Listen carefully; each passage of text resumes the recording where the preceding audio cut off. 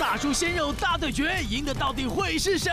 最吃不下的菜，变清华，变性华，我第一个就被淘汰。赵哥，对不起，容易有冲突就会可能就变打架。你真懂得看人。要瞧事情，大的小的事情没有问题。我们现在认识国豪哥，一个打全部，但是有什么问题？我们没有想要认识你啊，没有想要认识你。小鲜肉联手强攻，让型男大叔糗爆。新的事物可以一直挑战，就不用担心会闪到腰。譬如说他想跳伞，我们可以陪他，譬如到纽西兰去，我们在那底下等他。你这样跟爸爸带女儿出去有什么两样？对啊，对不对？爸爸有时候也会跳啊。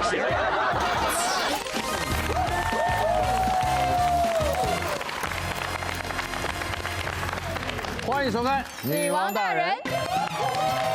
晚上好。晚安。今天晚上呢，我们邀请到3位大叔以及3位鲜肉，他们都是代表性人物啊，但是不同典型的哦。看这到底是成熟魅力，还是青春活力，更能撩动女生们的心。欢迎他们出场，介绍大叔代表赵正平、小钟、孙国豪。欢迎！来，看过来，小鲜肉代表卞庆华、林辉煌、文威珍。欢迎女王团的代表飞迅、小胖姨、Super Baby。欢迎3位。然后我们今天的大叔的基本上，我们大叔的界定就是在40到60岁之间。哦，刚刚从进门坐下来，说往对面一看，说实在的，颜值怎么样？真的，颜值啊，我觉得就普通哎。不要这样啊！今天为什么讨论这个老腊肉跟小鲜肉之争？来，女王团同学准备，现场这几位。来这么快啊！这几位，好，包括我，谁是你最吃不下的菜？哇，哎，血淋淋的吧？谁敢吃？吃不下的肉是吧？这个偏看来心中已经有答案了。哪一盘是你最吃不下的？没关系，今天无伤大雅，就是聊聊天嘛。飞迅，你先来。哇，我的话，对不起，变清华，变性华，我第一个就被淘汰了。为什么？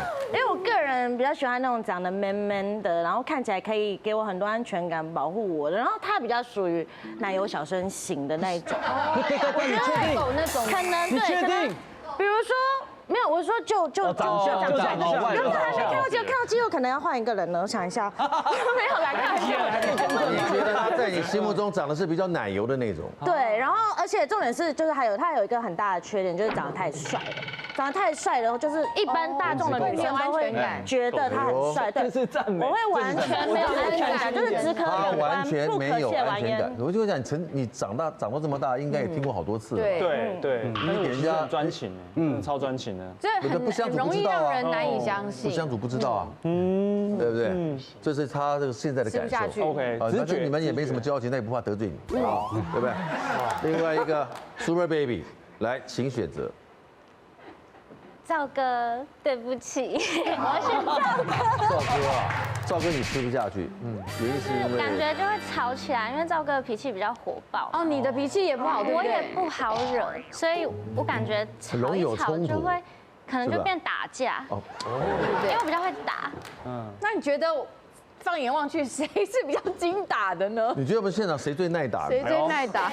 沙包，国豪哥。感觉是陈哥，看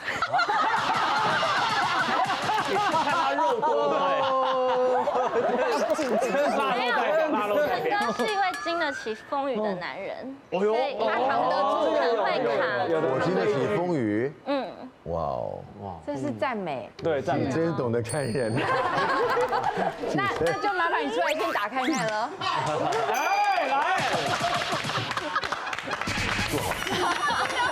有什么建议？来，小胖姨。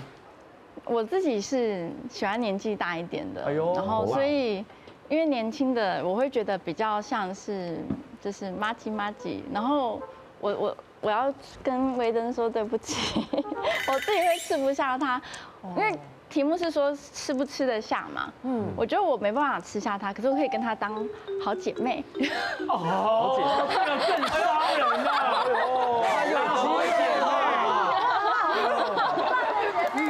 哇，维威登，你是不是曾经交过个男朋友叫路易，对不对？所以路易威登。Louis Vuitton。今天我们的第一个环节就是大叔 VS 小鲜肉，我们这个优点真的比你强。好，来吧，社会历练多，人脉资源广。的确是哦。因为我们阅人无数。人脉广是一定的，对，好不好？你要瞧事情，大的小的事情没有问题。对，比如说里长，漂亮，我们那边的里长我很熟，大到台北市长、基隆市长，哇，还有党代表，哇，都认识。OK， 某大的党代表，他曾经是我的小学学长，政商名流都有，哇，对，然后还有那个台北市长，他当选之前。我们还会偶尔喝个2杯聊聊天的。哦，你说蒋万安先生是？那你的人脉算是比较特殊的啦。政商名流啊，还有像百货公司大老板，还有律师、建筑师、医师，对 ，OK， 还有法师都认识啊。法师也要，法师我还真的不熟嘞。法师也必须要。没有，我们酒店都是认识干部。你认识干部，应该认识小姐吧？人家在聊政商名流，你在聊那些三教九流，讲那种低俗的东西干什么？那你觉得这些小鲜肉他们就比较没有这些资源？没有错，像最近你看隋唐，他那个跟管委会那个事情，那你需要谁呢？你需要里长。像我跟我们那边大直区的里长很熟。他就可以去帮你去瞧这种事情，黑白两道你都知道。对。我要提出一个 bug， 这些人脉跟历练会不会是年轻的时候就有的，而不是你到现在这个岁数才有的？没有一些是20几岁慢慢累积出来的，那有一些可能说前几年，像里长是因为朋友的关系我才认识，就几年前认识的。他这些人他也不知道他事后会当台北市市长啊，对啊，所以你看他世人很亲啊，大叔的眼光就是准，漂亮，交朋友就是我自己觉得有个致命的好朋友，致命的缺点。对，因为像国豪哥必须认识这么多人嘛，是啊，你跟这些人要打好关系，你就要跟他们礼尚往来。首先你的开销就会变得非常大，漂亮，而且你应酬也会变得非常多，那你的肝就会不好。身体状况可能就会下降，没错。像我们年轻人现在没有认识很多人，但是我们现在认识国豪哥，一个打拳部，对不对？但是有什么问题？我们没有想要认识你啊，没有想，我没有想跟你应酬啊，你没什么用处啊，对不对？你在冲什么东西啊？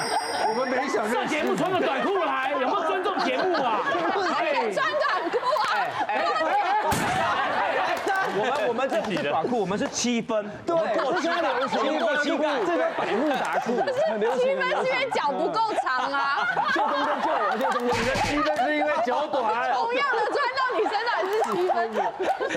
他刚讲了这么多黑白两道，是政商名流，是说实在，听了会不会羡慕？不会哦。哟，不会。你会不会？会想要多认识应该会吧？为什么你认为不会？难道你认为这一辈子都不需要这些人？我觉得多少是会需要，是因为不好意思，因为我爸爸是里长，对，所以本身是不是里长很重要的？知道你爸爸，他们就要找里长，你是要找你爸，那不是一样的意思吗？当然认识很重要，可是你该怎么去 social 那又是另外一回事了。就是你该怎么去做人处事这件事情，其实也很重要，因为看到太多那种。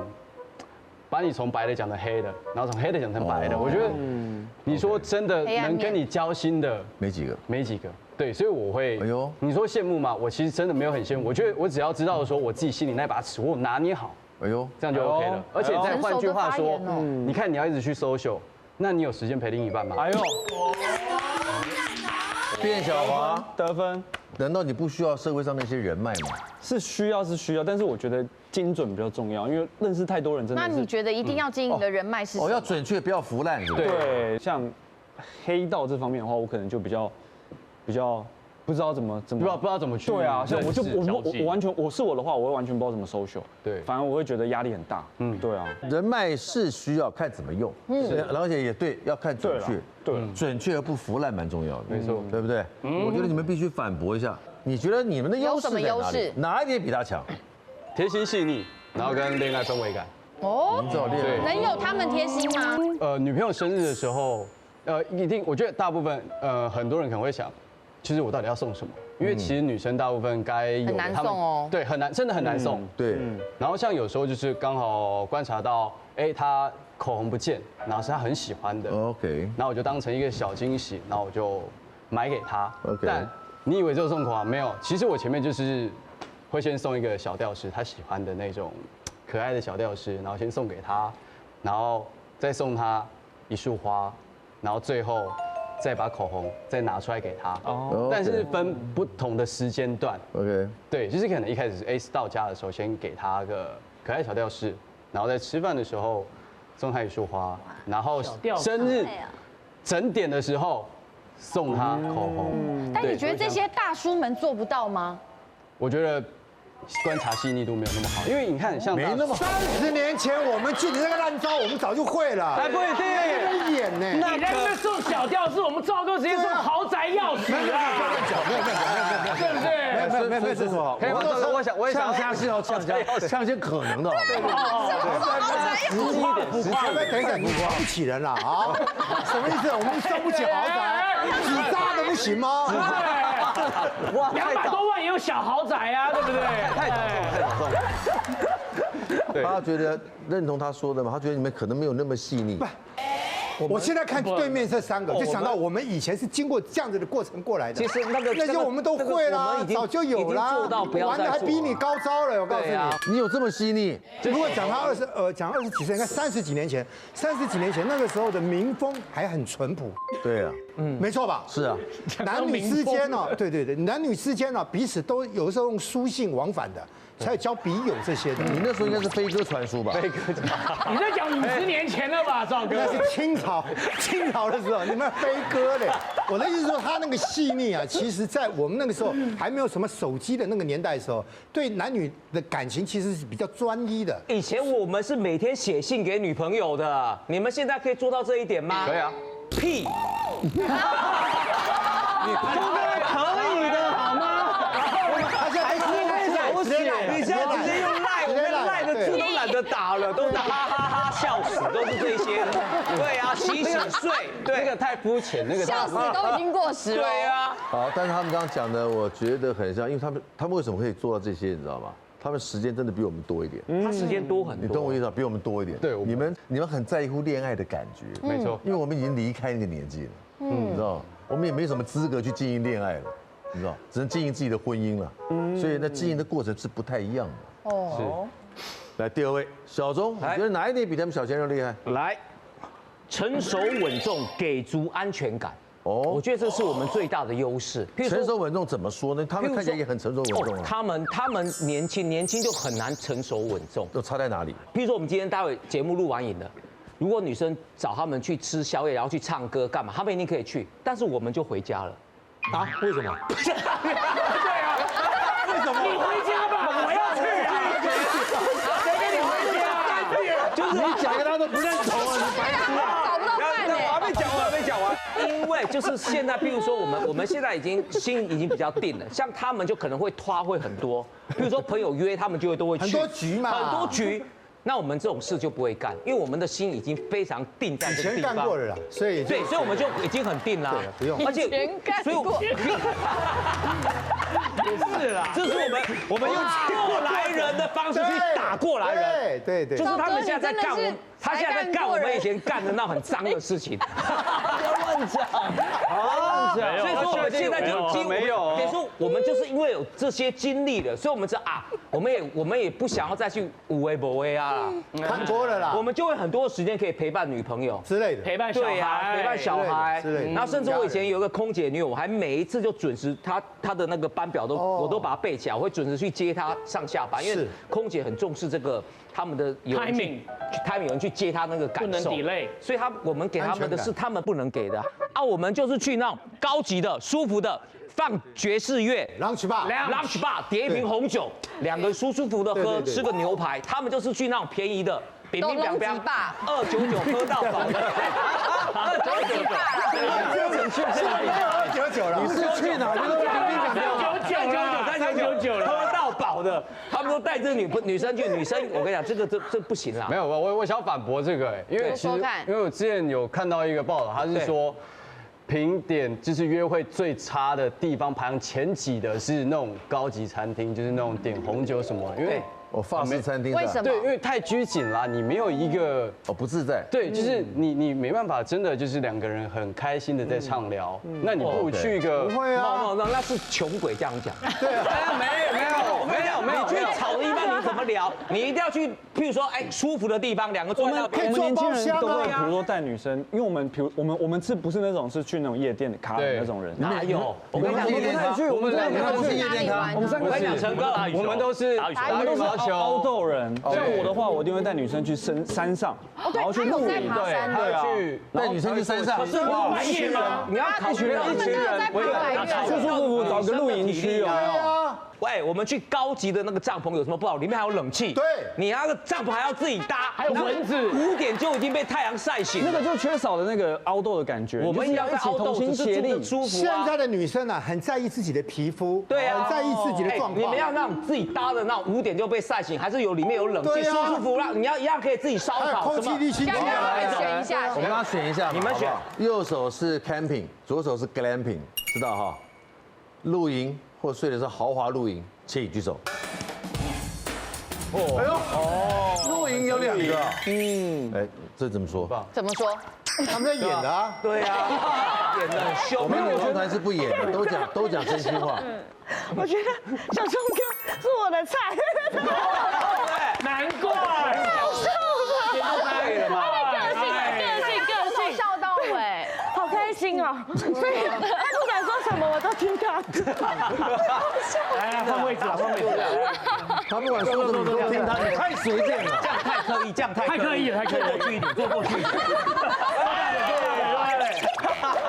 我们这不是相亲节目啊，拜托。也是相亲节目啊。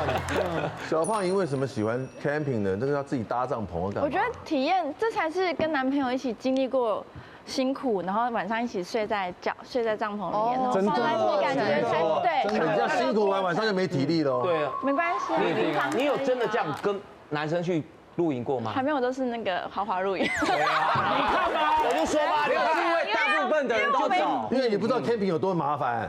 对你去一次你会吓死，我跟你讲。那我再给你们选一次，右手 glamping， 左手 Derby Hotel 总统套房。哇！哇，这差别太大了。他也是选择法比，不用讲，我都选啊。我选右手，因为我的人脉的关系，所以呢，我去住他们的总统套房，一次住2个礼拜，1毛钱都不用花。我觉得要不要来住？国豪讲的很对，因为他这种体验，你可能认识一般男生是不可一辈子都不行，是要认识他才行，都没有的。可是我只要认识一般人的话，我都可以有像他们那种，那叫什么品啊？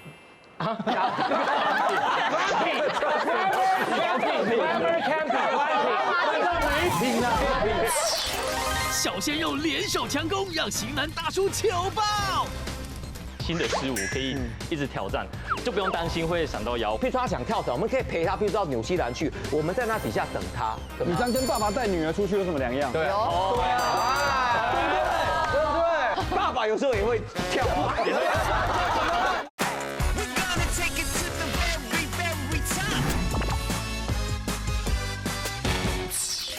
我只要认识一般人的话，我都可以有像他们那种，那叫什么品啊？不好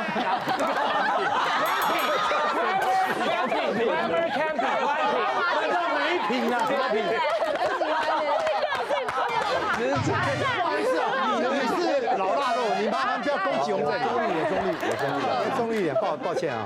他们那边已经被我们打到不行了。但我觉得是回忆啊，那个回忆你是没办法，像那个豪华露营是没办法取代的。对，比如说我们一起跟女生一起爬到山上，我之前跟女生一起爬到，比如说松罗湖好了，那中间必须经过6个小时的时间，然后你们2个就是必须一起扶持，然后走到那个终点，然后再睡在帐篷里，有革命情感。对，那是有革命情感，那是跟什么豪华帐篷啊，然后比不了的。那人在山上很冷，他失温，然后就挂掉了，那你要怎么对他负责？对，其实会对不对？很危险哎，发生这种事情容易有，可能会有这种事情。等一下，生命都没了。人说好，是怎么聊到人挂掉的？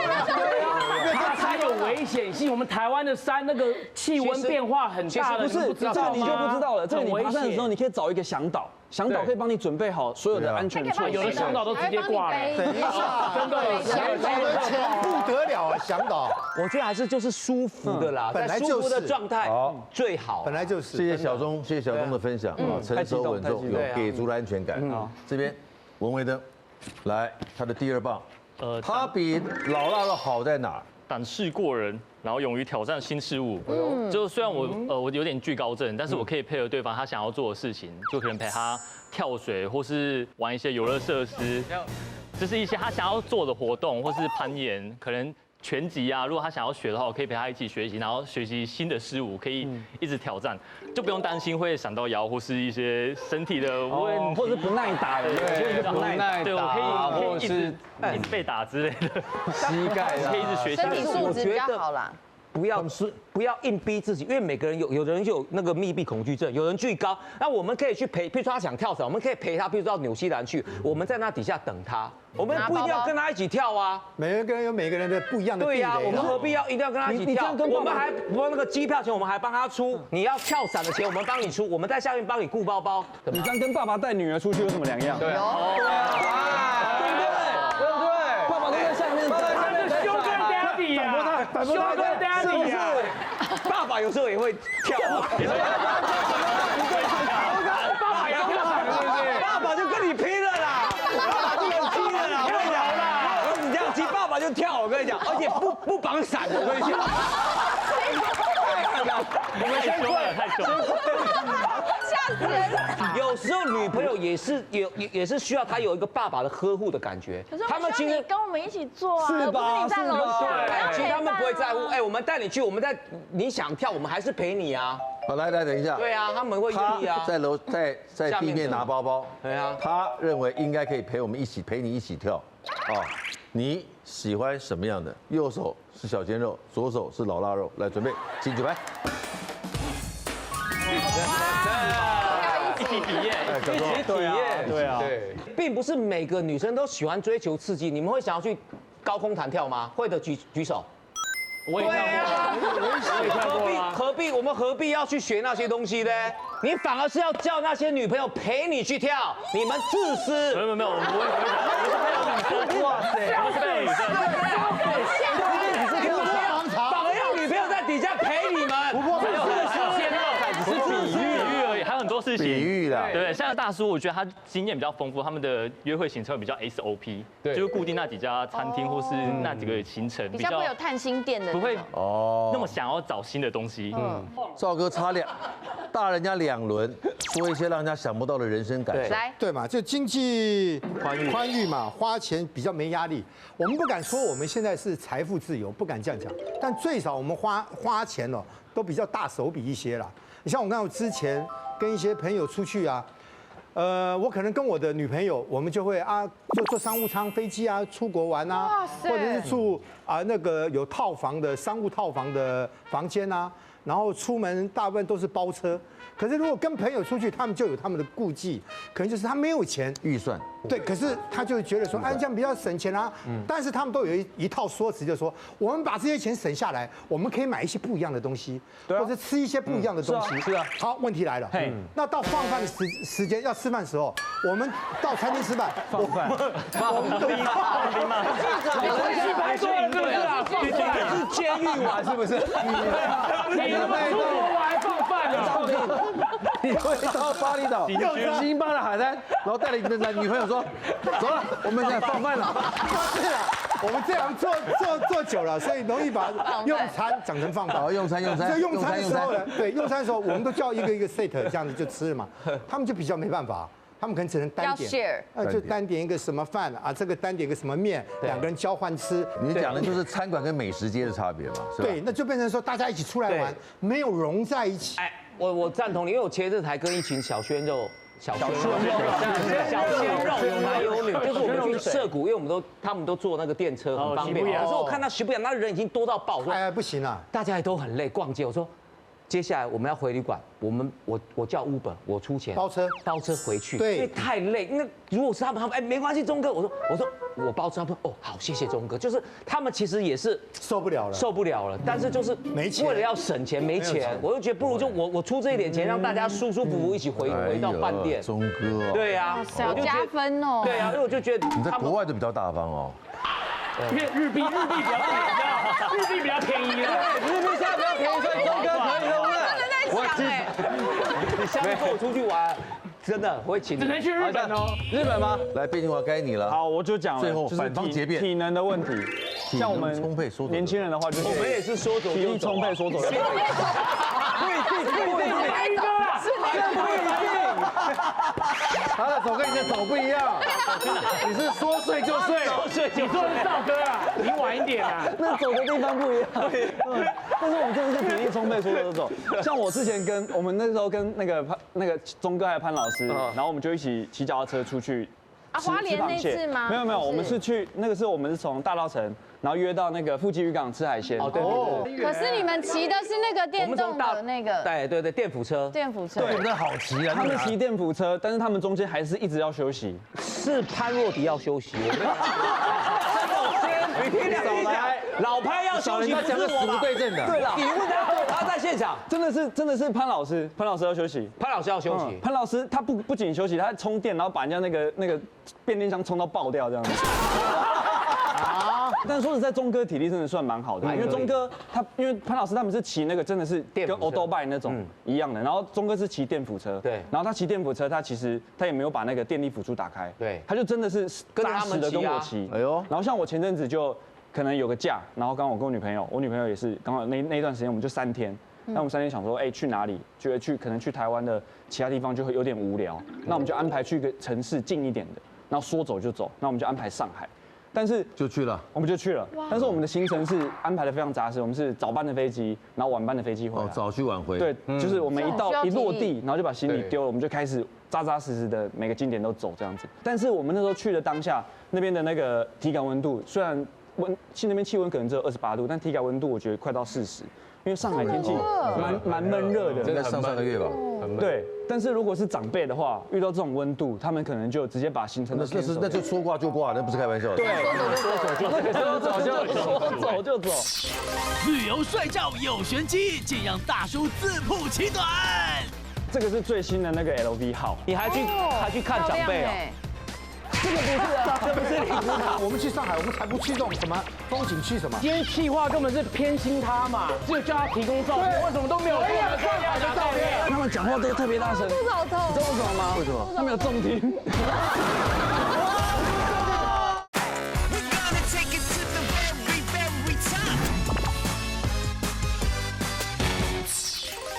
走就走，真的。哎呦，还拍像我们就会找很多很棒的，比如说我们去那边，我们就会找一个摄影师。你这是外滩啊？这个外滩外白渡桥。而且我们会找到很棒的饭店。我们那时候是请摄影师帮我们拍。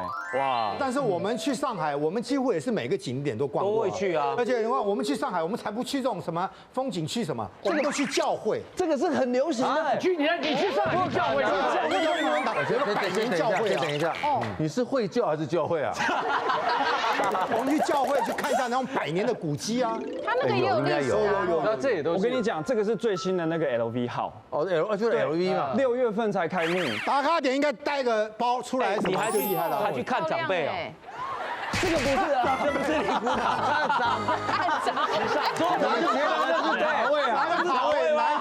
说走就走，这是 LV 号的里面，对，它会有很多那 LV 的历史啊。哎，今天企划根本是偏心他嘛，只有叫他提供照片，为什么都没有照片？你去说叫他我在上海还是南京东路上面拍照，漂亮。我想南京东路外滩我们都拍。我想到一个致命的东西了。他先说来。你会发现他们讲话都特别大声。肚子好痛。你知道为什么吗？为什么？他们有重听。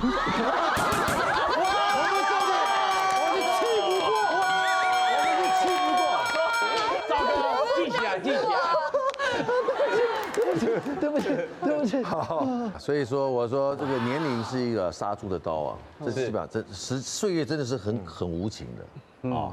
我们刚刚这个阶段呢，大概分别阐述但是你们可以听得出来，熟男组这边讲的都是一些比较是一定有岁月累积之后会有的效果，稳重的也好啦，安全感也好啦。而现在青春正盛，离开了学校，走进了社会，累积了几年，他们现在应该有了一个不像以前学生那种青涩的感觉。但是来了，这一段很厉害哦。来，题目是终极灵魂拷问。什么呢？当另一半问这些问题，谁的回答能过关？赵哥，请选题号1到8号，请选题。7，第7题，题目是，听好啊。如果有一天你必须跟我分手，才能让我过得更好，你会放手吗？请回答。我会的原因是因为我如果够爱这个女的，我会分手。为什么？因为她现在跟我在一起，她感觉到不快乐。除非我不爱她，我要折磨她，我才是说不愿意分手。但是我真的爱她，我会放。OK， 成全她。他回答完了，1到5颗星，你给几颗星？来，准备，请举牌。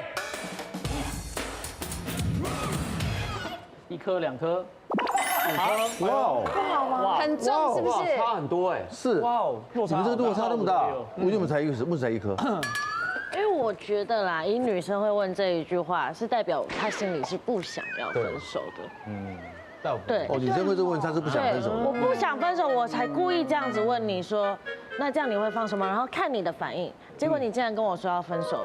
那你为什么是4分？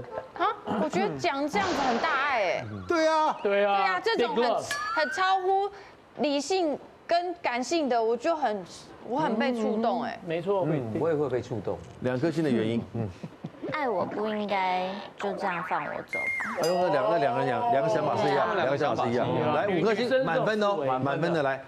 为什么？我觉得真的就是因为我够爱你，我知道我放手才能过更好，那就放你走啊！祝福也是一种爱。祝福也是一种爱。哎呦 ，OK 哦，12分蛮高的哦。卞庆华，请选题号。我就选1号。1号，来选择1号题，请出题目。你一直在看大胸妹，是不是嫌我胸部小？请回答。我是想说哈，天气这么热啊，他像胸部这么大，他不会觉得很累赘吗？像你这样子刚刚好，不是超棒的，真的很完美。准备，拿你的牌子。好，来准备。完蛋了。不一定。准备，请举牌。不知道怎么回答。完蛋了。完蛋了！没事。完蛋，我猪队友。分数没事，不会的，是分数这么低啊？为什么那么低？没事，解释。是很硬要啊，就是在看啊，关心他累不累赘干嘛？对啊，关他屁事嘛。真是你的分析。他那么大累赘，干你什么事？对啊，为什么？不总会帮人家设想啊，说是。大胸部这样子。你为什么帮他设想，没有帮我设想？天气很热，你怎么不去搞一把电风扇来吹我？对。你也是1分。其实我们女生知道你就是爱看，那我们就一起看就好了，你不需要故意硬要找个理由。你说他如果刚回答说对不起，我真的就是一时被吸引。我宁可比较坦荡。哦，真的哦。你宁可他这样回答？真的。对啊。哇塞，我这个蛮低的，不会难挂掉了。平均。小钟准备，请选题号。4号。4号，第4号题，请出题。如果我爸妈叫你离开我，你会怎么做？我会先展现出我的诚意，就是我会想办法去见到你爸妈，跟你爸妈讲，你对我有多重要。对，因为跟你在跟，分手吧！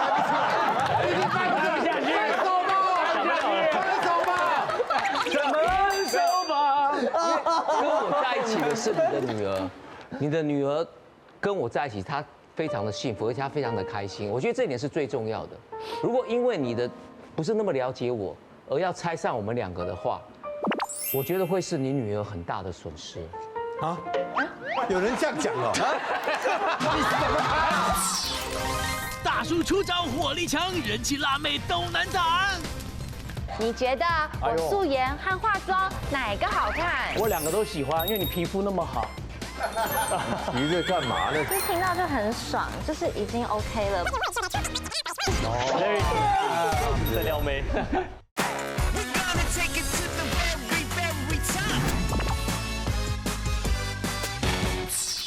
我觉得会是你女儿很大的损失。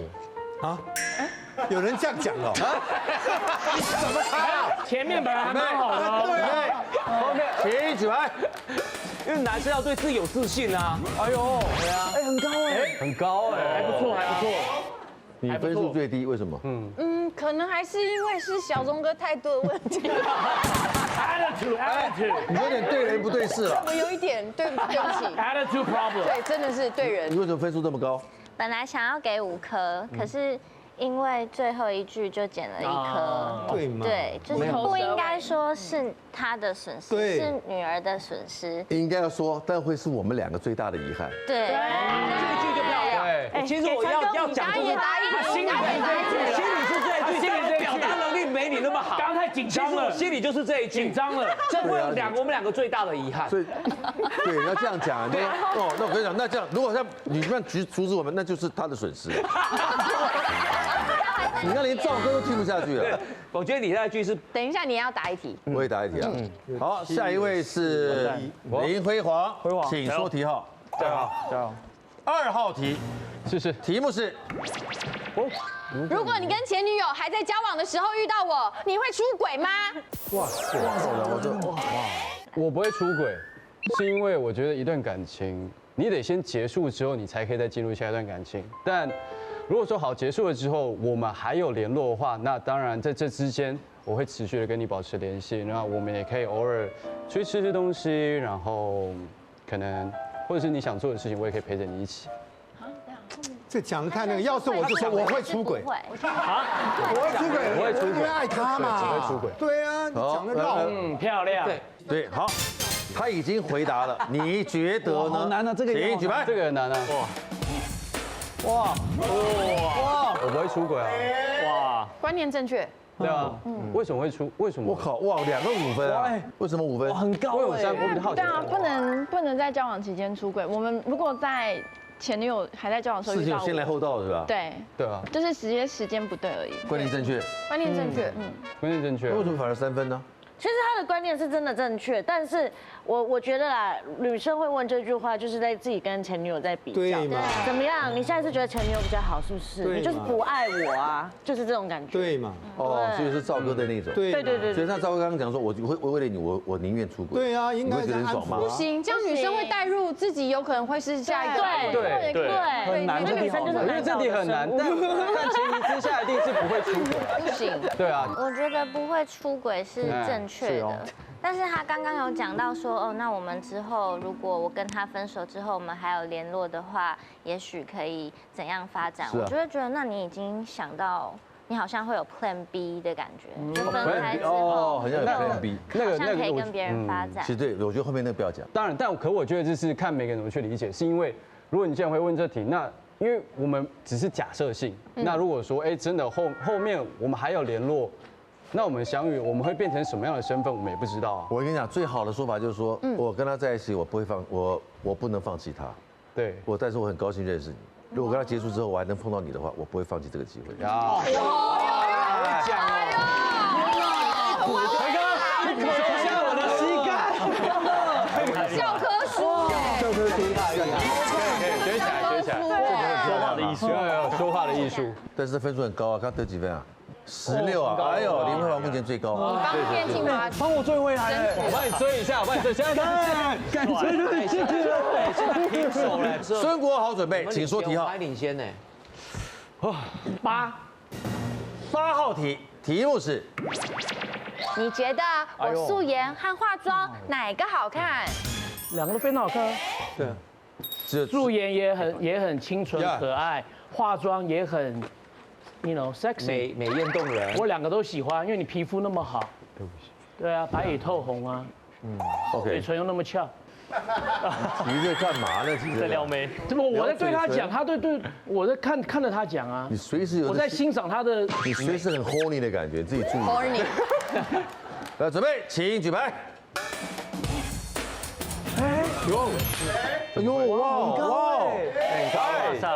哇，这也是2个3分，2个5。有得为什么？我觉得可能他比较有优势的是，因为这个题目真的比较简单，对，这比较没有太灵魂拷问。对，这题没有，我觉得这种题呢，你一定要马上很 honest、很诚实的讲出来，而不要像他们刚刚那种很有心机在那边，我觉得你这个素颜怎么样，然后又化妆怎么样。不行，女生不要这个，因为女生是很随机、很突然的，她可能就是刚敷完脸，然后那个面膜可能还在脸上。宝贝，你觉得我素颜好看，化妆好看？你要马上就两个都好看。我觉得女生一定知道自己素颜跟化妆是有一点差别的。当然。可是刚刚她在讲的时候，就是听她一直夸什么嘴唇好翘，就是听到就很爽，就是已经 OK 了，不管到底哪个好看。哦。这个就是有照顾到感受。你的嘴唇更翘。Very sexy look。这很看个人，这个很看个人啊。看个人。要帮他2个3分的理由是来飞讯。我觉得听了是会开心，但是因为我真的问过我男朋友这句话，男朋友怎么回答？我男朋友就会就是你现在这样，然后那个情况下是怎么样？然后在家大素颜，戴着眼镜，头发乱七八糟，然后穿一个很大的大 T， 超级邋遢的样子。他跟我说，我觉得你现在这个样子最好看，这让我觉得非常有安全感，因为我最丑的样子你却觉得最好看，所以我已经最丑了，你觉得最好看，那我更好看的时候，我就知道不管怎么样，就是对你来说都是好看。对。哦，我连最差都你都喜欢。对我最差的样子你都喜欢。我其实没有很满意刚刚那个回答，我觉得他是挑安全牌在回答。因为如果讲比较好，我觉得他应该讲说素颜最好看，因为素颜好看，通常化妆就绝对不会差。每个女生都会化妆吗？有没有不会化妆，会越化越丑？对啊，也有哦，有的，一个不小心化太浓，对，太浓。想知道教科书会怎么回答？陷阱题教科书却变挖洞给自己，要你亲你的前女友，我才会复活，你会亲吗？好难。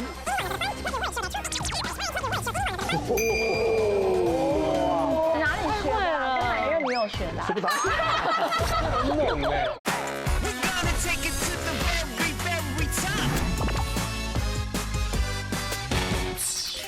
想知道教科书会怎么回答？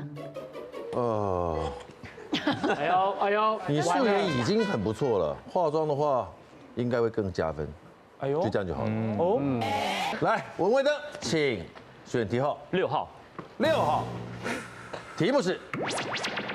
等等，别人的男朋友那么贴心，那你呢？你可以告诉我你喜欢的，然后我会默默记下来，然后成为更好你喜欢的我。OK。他刚滑了一下，准备，请举牌。我觉得可以，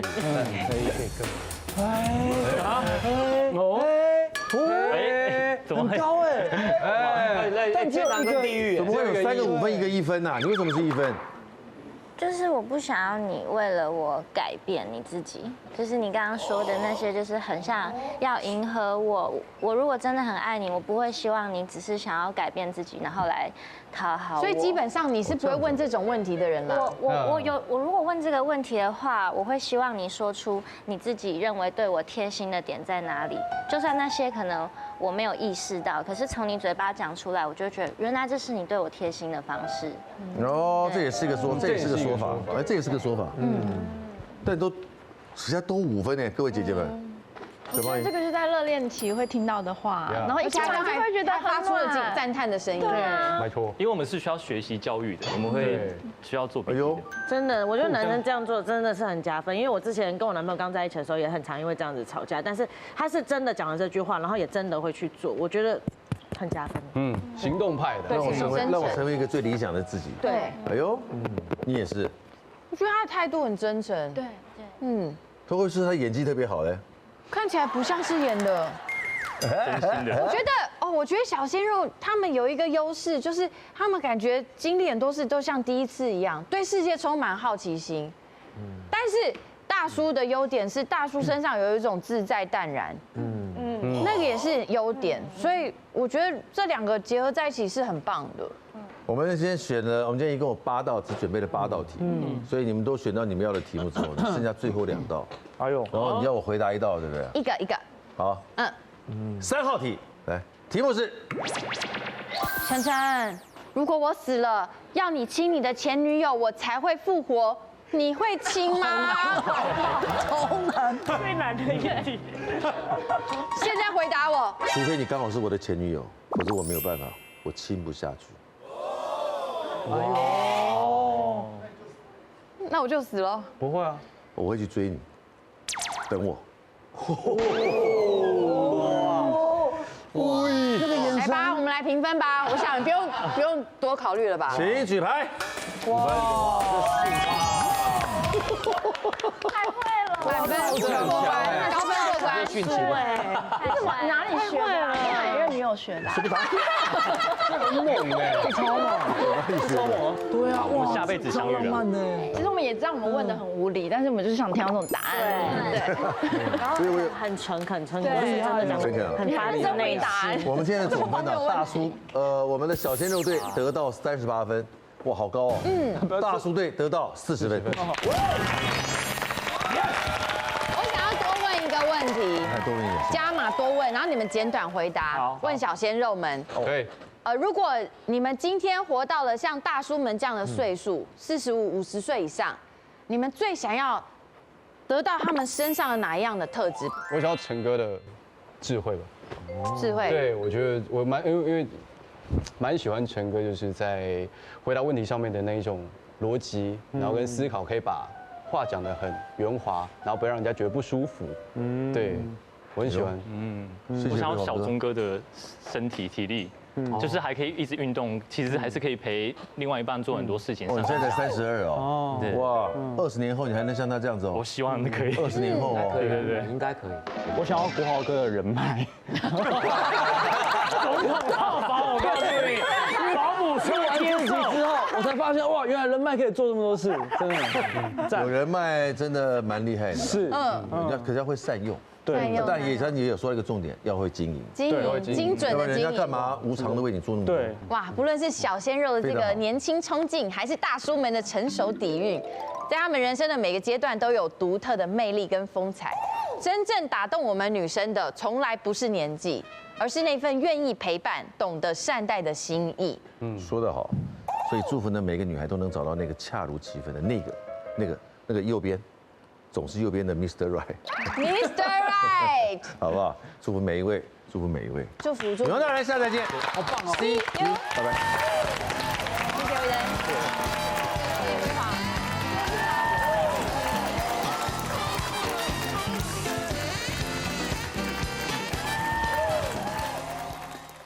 快订阅未来中文台 YouTube 频道，开启小铃铛就可以看到最新的女王大人哦。